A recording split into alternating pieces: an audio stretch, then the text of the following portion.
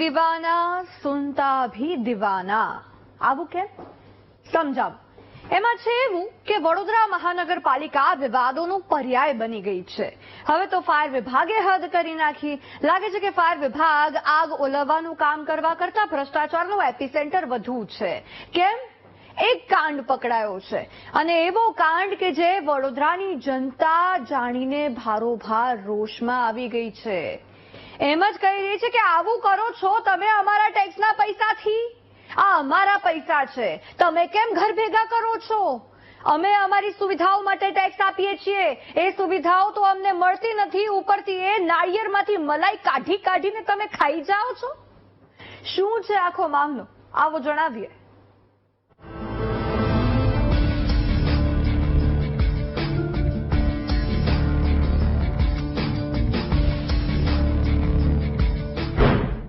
અમારા પૈસા તમે કેમ ઘર ભેગા કર્યા? અમે તમારું પેટ ભરવા અમારા પેટે પાટા બાંધીએ છીએ. પેટ ફાટશે સાહેબ, આટલી બધી મલાઈ ન હોય. આવું કહી રહી છે વડોદરાની જનતા. કેમ? કાંડ જ એવો પકડાયો છે ફાયર વિભાગનો. થયું એમ કે વડોદરામાં સામાન્ય સભા મળી હતી, જેમાં વિપક્ષના નેતાએ ફાયર વિભાગમાં ભ્રષ્ટાચાર થયો હોવાનો ઘટસ્ફોટ કરી દીધો. ફાયર વિભાગમાં સાધનોની ખરીદીમાં મસ્ત મોટું કૌભાંડ થયાના આરોપ લગાવ્યા. 3.17 કરોડના સાધનોની ખરીદી થઈ, જેમાં પોતાના ઘર ભરવા સરકારી બાબુઓએ પૂરેપૂરો ભ્રષ્ટાચાર કર્યો હોવાની વાત કહી છે. જે ખરીદી થઈ છે, નાની નાની વસ્તુની ખરીદી લગભગ 3-4 ગણા ભાવ છે. હવે અહીંયા તો બહુમતીના જોરે બધું પાસ કરી લે છે. જે ફાયર બ્રિગેડ એટલે ઇમરજન્સી સર્વિસ જેને કહેવાય, જેની અંદર હંમેશા જે કામ કરતા કર્મચારીઓને સજાગ રહેવું જોઈએ અને એમની જે કંઈ બી વસ્તુ હોય ચકાસણી, બજારમાં ચકાસણી કરી સાચી છે કે ખરાબ છે એ ચકાસણી કરીને મૂળ ભાવ શું છે એ તપાસ કરીને ભાવ મૂકવા જોઈએ. અહીંયા તો કહેતા બી દીવાના, જનતા બી દીવાના. આપણામાં એક કહેવત છે ને કે તોડું રીંગણા 2-4, તોડોના 10 વાર. અહીંયા 10 વાર રીંગણા તોડવાની પદ્ધતિ પડી ગઈ છે. મૂળ આની અંદર જોઈએ તો ભ્રષ્ટાચાર છે અને ભ્રષ્ટાચાર સિવાય કંઈ નથી. વિપક્ષના નેતાના આક્ષેપ મુજબ ફાયર વિભાગે બજારના ભાવ કરતા 8 થી 10 ગણા ભાવે ફાયરના સાધનોની ખરીદી કરી છે. એટલે કે પ્રજાના ટેક્સના પૈસે પોતાના ઘર ભરી દીધા છે.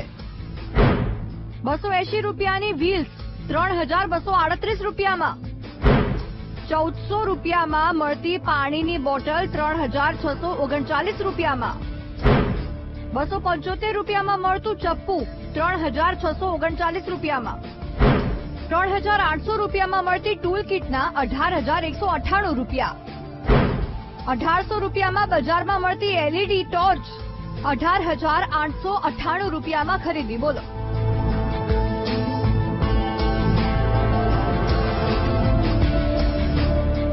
વિપક્ષના આ કૌભાંડના આક્ષેપને લઈને ચીફ ફાયર ઓફિસર શંકાના ઘેરામાં આવી ગયા છે અને ડેપ્યુટી મ્યુનિસિપલ કમિશનરે સરકારી જવાબ આપી દીધો છે. સાંભળો. વિષય અમારે ધ્યાન ઉપર આવ્યું છે અને તપાસ કરાવીશું.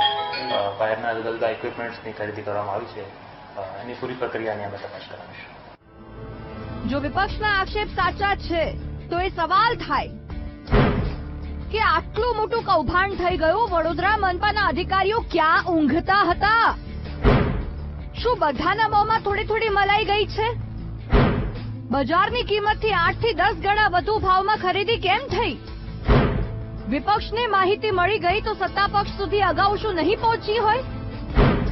શું આ કૌભાંડને દબાવવાના સત્તા પક્ષના પ્રયાસ હતા? શું કોઈના પાપને છુપાવવામાં આવી રહ્યો છે? પ્રજાના પૈસાથી પોતાના ઘર ભરવાનો સાહેબોને કોણે હક આપ્યો? સાહેબો, ક્યાં સુધી સરકારી જવાબ આપીને મુદ્દાને ટાળશો? તપાસની વાતો જ કરશો કે તપાસ કરીને કાર્યવાહી પણ કરશો? આમાં છે એવું ને કે કહેતા ભી દીવાના ઓર સુનતા ભી દીવાના. વિપક્ષે આક્ષેપ કર્યો છે, મુદ્દો ઉછળ્યો છે, જ્યાં સુધી ચમકશે ત્યાં સુધી યાદ રહેશે. તપાસની સરકારી વાતો કરતા રહેશે અને પછી બધા કૌભાંડોની જેમ આ ખરીદી કૌભાંડ પણ ભૂલાઈ જશે. किसी को कुछ पता नहीं चलेगा. कैमरामैन किशोर क्षीरसागर સાથે માનવ ચાવડા, BTV ન્યૂઝ, વડોદરા.